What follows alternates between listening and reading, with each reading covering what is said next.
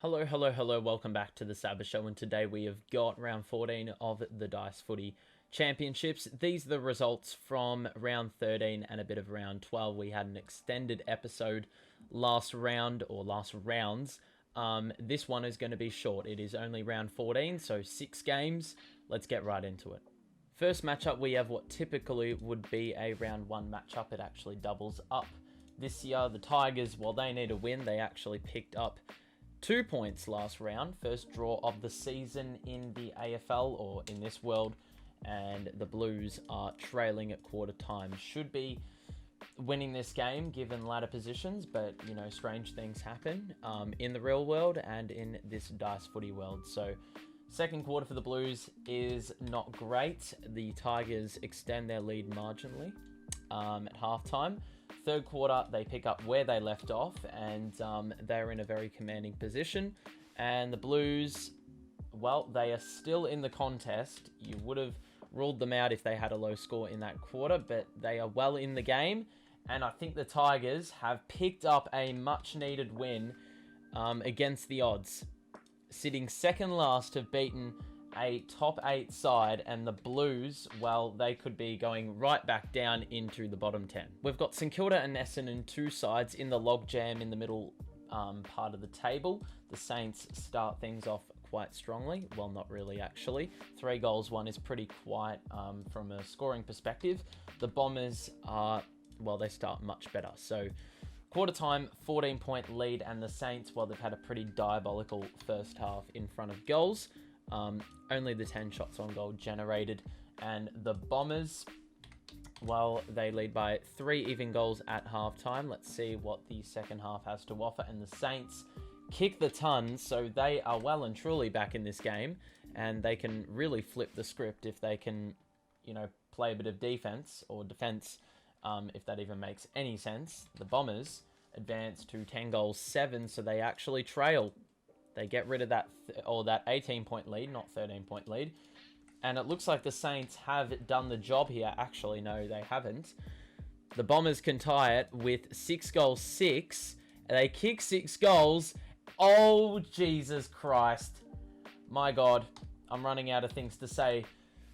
What an absolute nail-biter. The Saints hold on by a solitary point. Third game of the round is one of the first in its kind. It is a top 8 clash, and Port Adelaide raise the standard, or establish a pretty high standard of football with 6 goals, and the Swans match it. So this is a top 8 clash if I've ever seen it. And the second quarter for the Power, I mean, they've had a wonderful first half. 79 points, 19 shots on goal. You take that every single day of the week. Swannies, 10 goals, 5. Very stiff to be losing this game. They haven't been awful by any stretch. And the Power just keep on banging on the goals. And they have 17 goals, 12 in 3 quarters. Amazing.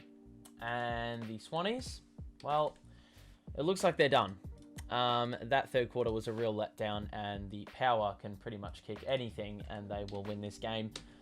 They did all the hard work in the first 3 quarters, and they could, you know, ease off it a little bit in the last. And the Swans are merely playing for, you know, a consolation prize, and they don't do awful in that last quarter, but, you know, they're going to be pretty disappointed that they have picked up the L. Next up, we have the Eagles and the Cats. The Cats have barely moved out of that bottom 8, or bottom 4, should I say, for pretty much the whole season. So they'll be looking to pick up a win to possibly ascend a bit further up the table and keep them in touch with the rest of the top 8, or the entirety of the top 8. What am I talking about? But they're off to a pretty good start here.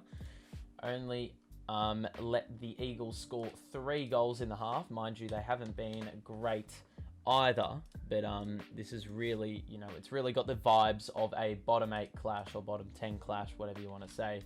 The Eagles' third quarter is, well, they literally doubled their score, so there you have it.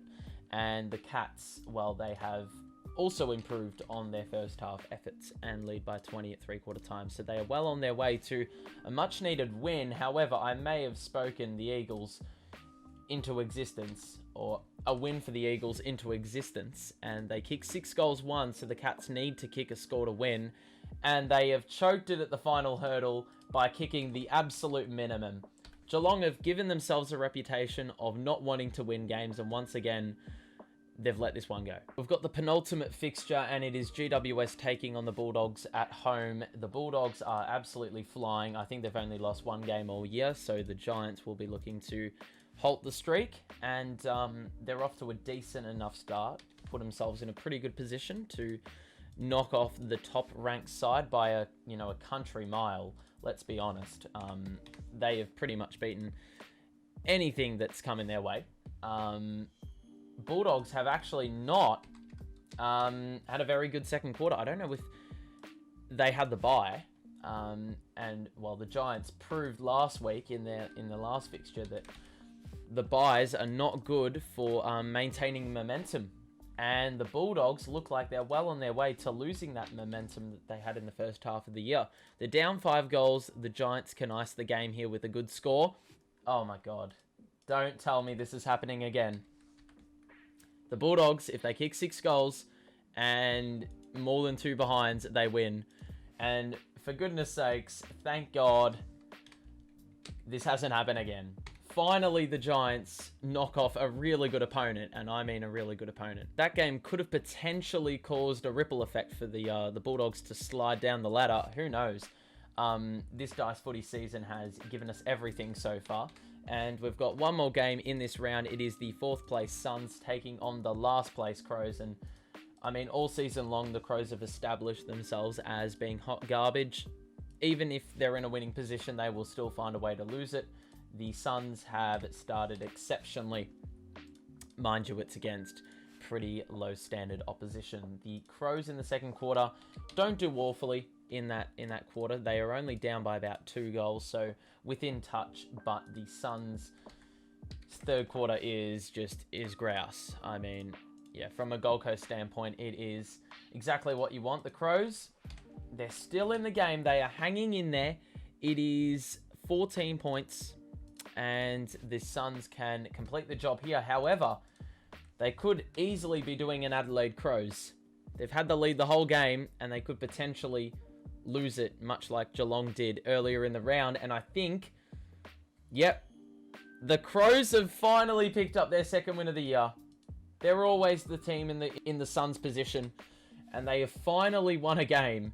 Mind you, it is by only 7 points, barely convincing, but still 4 points. All right, here are the results and the ladder as it stands after round 14. It is no longer skewed. Every single team has played 13 games, and a few teams, well, they had an opportunity to, get away from this logjam of 7 wins, that being Carlton, Gold Coast, and Sydney, but all 3 teams lost games that, I mean, with the exception of Sydney, probably should have won. 3 of the bottom 4 sides actually picked up wins this round, which is just odd.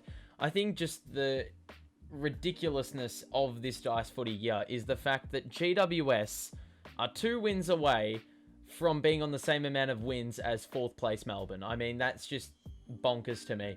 But regardless, we know that the Dice Footy season is just nuts. Like, random shit happens, stupid shit happens, shit that shouldn't be happening happens. Yeah, but here it is. I mean, look at the equity. Equity wasn't the word. The parity of this season. It is so tight.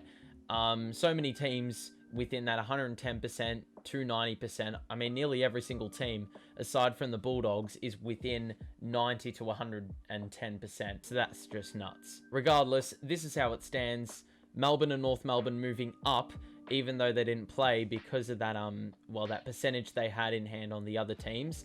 And now that they've lost the same amount of games, same record, we send them back up the table. So there you have it. Hope you enjoyed this one. Make sure to drop a like and subscribe. You know the deal. It is on every Thursday, this Dice Footy thing.